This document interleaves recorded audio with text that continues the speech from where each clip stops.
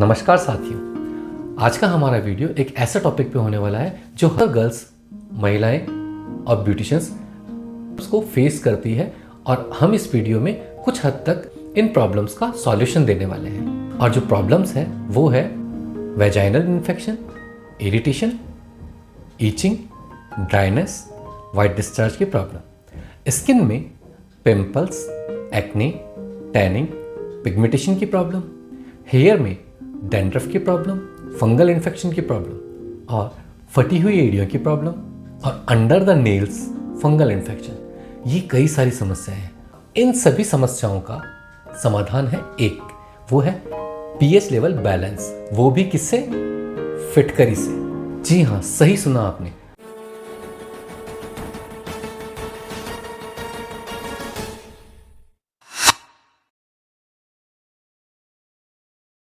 आज का ये वीडियो थोड़ा लंबा होने वाला है, इसे पूरा जरूर देखें। वीडियो 2 पार्ट में है। इसका पहला पार्ट पीएच लेवल पे है और दूसरा पार्ट इसमें फिटकरी के लिए है।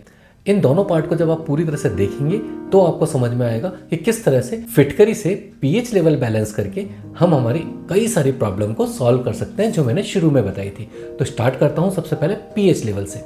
जैसा कि आप स्क्रीन पे देख रहे हैं कि पीएच लेवल 0 से लेके 14 तक होता है। तो 0 इसके अंदर एसिडिक लेवल होता है, 14 इसमें अल्कलाइन लेवल होता है और इसका जो मिडिल है वो 7 नंबर है, जो प्योर पानी की जैसा है। तो acidic level, alkaline level and pure water. इस पीएच लेवल को समझने के लिए पीएच की फुल फॉर्म को समझते हैं। फुल फॉर्म है पोटेंसिटी ऑफ हाइड्रोजन। हिंदी में अगर मैं बोलूँ तो किसी भी चीज में हाइड्रोजन की कितनी मात्रा है, उसकी कितनी कैपेसिटी या मात्रा होनी चाहिए। तो इसी तरह से हर चीज का एक पीएच है। तो हम यहाँ जो बात कर रहे थे, जो प्रॉब्लम्स हमने बताई थी, चाहे वो वजाइनल हो, चाहे स्किन से रिलेटेड हो, चाहे डैंड्रफ से रिलेटेड हो, चाहे वो फंगल इन्फेक्शन से रिलेटेड हो, उन सभी प्रॉब्लम के लिए इस पीएच के अलग अलग लेवल होते हैं। जैसे कि स्किन का जो पीएच लेवल है वो है 4.5 से 5.5। इसी तरह वजाइना का जो पीएच लेवल है वो 3.5 के आसपास होता है। इसी तरह अगर हम हमारे फुल बॉडी के पीएच की बात करें तो वो होता है 7.35 से 7.45 तक। तो अलग अलग पीएच होते हैं हमारे बॉडी के पार्ट्स के। तो इन पीएच के लेवल को बैलेंस कैसे किया जा सके ताकि जो भी हमारी बॉडी के पार्ट हैं उनमें जितना रिक्वायर्ड है उतना पीएच बैलेंस हो सके। आप जानते हैं आज की डेट में हम लोग जो भी फ्रूट्स और फूड खाते हैं वो मैक्सिमम एसिडिक लेवल वाले ही खाते हैं, मैक्सिमम एसिड वाले खाते हैं।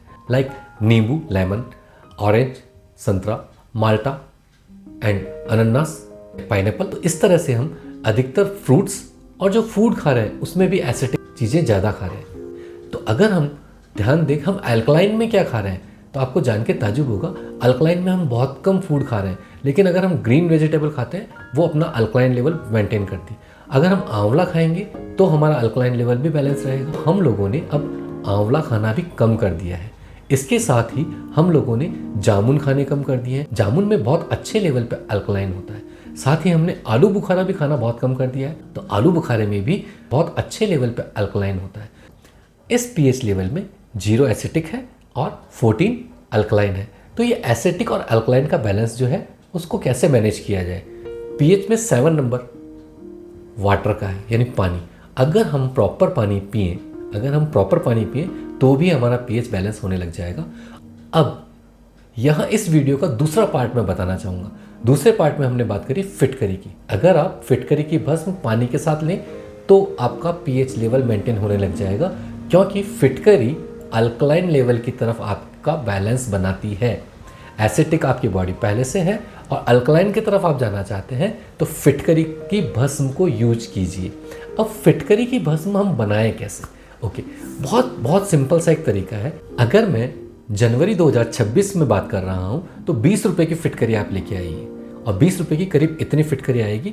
जिस पंसारी की दुकान या किराना की दुकान से आप फिटकरी लेके आएंगे उससे कहिए मुझे खाने वाली फिटकरी चाहिए, शेविंग करने वाली फिटकरी नहीं चाहिए। तो खाने वाली फिटकरी लेके आइए। इस फिटकरी को कूट लीजिए। जब इसके छोटे छोटे टुकड़े हो जाएंगे उन टुकड़ों को गर्म तवे पर, तेज आंच पे रखा हुआ तवा, उसके ऊपर उन टुकड़ों को बिल्कुल सेंटर में रख दीजिए। बिखेर के नहीं रखना है, फैला के नहीं रखना है, बिल्कुल सेंटर में उन टुकड़ों को जमा के रख दीजिए। धीरे धीरे जब आंच लगने लगेगी तो ये फिटकरी धीरे धीरे मेल्ट होगी। मेल्ट होके पहले बनेगा लिक्विड, पानी की तरह। उसके बाद धीरे धीरे ये जेल में कन्वर्ट होगा, और जब ये जेल में कन्वर्ट हो जाएगा उसके बाद इसमें बबल्स उठने लगेंगे। कुछ समय बाद एक बड़ा बबल उठेगा, और वो एक बबल उठेगा फिर गिरेगा, उठेगा फिर गिरेगा, उठेगा फिर गिरेगा। कम से कम 20 से 30 मिनट इस प्रोसेस में लगेंगे। तो प्लीज़ आप ये प्रोसेस फिटकरी से कीजिए। जब वो बबल्स बनना बंद हो जाए और पूरी तरह से वो फिटकरी पतासे का रूप ले ले, पतासे का रूप ले ले, तब समझ लीजिए वो सूख गया है। उसे चेक कर लीजिए देख के। जब फिटकरी पूरी तरह से सूख जाए तो उसके सेंटर में एक बार चाकू से चेक कर लीजिए कि सूखी है या नहीं सूखी है। ठंडा होने के बाद इस फिटकरी के पतासे को तवे पे से चाकू या चम्मच की सहायता से उतार लीजिए। उतारने के बाद फिर से इसको क्रैश कीजिए, और जब ये क्रैश हो जाए उसके बाद इसे मिक्सी में पीस लीजिए। जब आप इसे मिक्सी में पीस के फाइन बना लेंगे तो ये पाउडर बन जाएगा। ये पाउडर ही फिटकरी की भस्म है। इस फिटकरी की भस्म को आपको पानी के साथ में कैसे लेना है, जो प्रॉब्लम्स हमने पहले बताई थी उन सभी प्रॉब्लम्स के लिए 1 गिलास हमें गुनगुना पानी लेना है, हल्का सा गुनगुना, प्लस 1 चिमटी फिटकरी डाल दीजिए, और डेली सुबह सुबह बिना गार्गिल किए, बिना ब्रश किए, बिना कुल्ला किए इस पानी को पीजिए। सुबह पीजिए। इसके अलावा जब शाम को भी जब सोने वाले हों उससे पहले 1 गिलास फिर से फिटकरी की भस्म मिला के गुनगुना पानी आपको पीना है। आप ये कंटिन्यू कीजिए। 3 से 4 दिन में आपको रिजल्ट पता चलेंगे। आपके एक्ने, पिंपल्स और झाइयाँ और पिगमेंटेशन वगैरह बहुत रिड्यूस हो जाएंगे। आपके vaginal infection, irritation, itching, dryness और वाइट डिस्चार्ज की प्रॉब्लम में 7 से 8 दिन में फ़र्क पड़ जाएगा। इसके अलावा हेयर में अगर डैंड्रफ है वो कंट्रोल होने लगेगा, फटी एड़ियों में भी काम आएगा और नेल इन्फेक्शन में भी काम आएगा। ये तो हमने बोला किस तरह से आपको इसका सेवन करना है, इसको अंदर लेना है, इंटैक्ट करना है।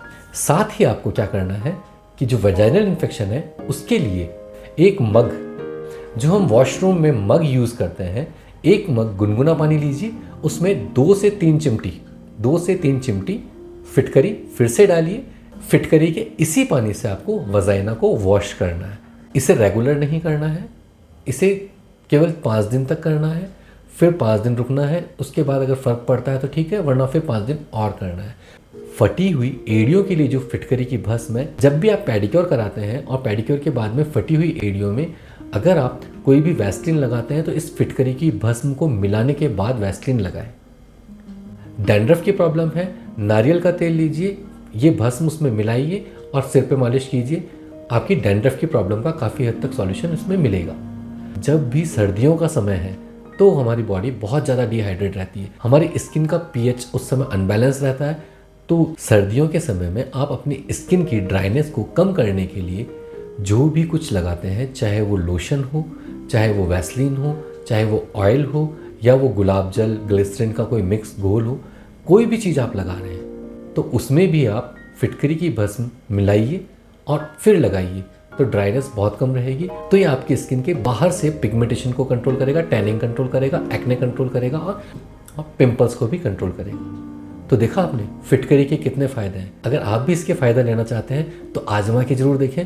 बहुत इंपॉर्टेंट चीज़ है और रिजल्ट देने वाली चीज़ है। साथ में ये ऑयल कंट्रोल भी करता है। अगर किसी की स्किन बहुत ज़्यादा ऑयली और ड्राई है तो उसको कंट्रोल करता है, उसका ऑयल बैलेंस करता है और ड्राइनेस ख़त्म करता है। तो फिटकरी की भस्म पीएच लेवल को बैलेंस करती है। पीएच अगर हमारा बैलेंस है तो हमारी बॉडी की, स्किन की, वजाइना की कई सारी प्रॉब्लम, बहुत सारी प्रॉब्लम का एक ही सॉल्यूशन, फिटकरी की भस्म। तो आज का वीडियो हम यहीं ख़त्म करते हैं। वीडियो कैसा लगा कमेंट्स में ज़रूर बताएं। किसी और टॉपिक पे जानकारी चाहिए तो कमेंट्स में ज़रूर लिखें, और प्लीज़ लाइक करें, शेयर करें, सब्सक्राइब करें। आप लोग सब्सक्राइब करते हैं तो हमारा मनोबल बढ़ता है और हम और नए वीडियो बनाने के लिए उत्साहित होते हैं। धन्यवाद।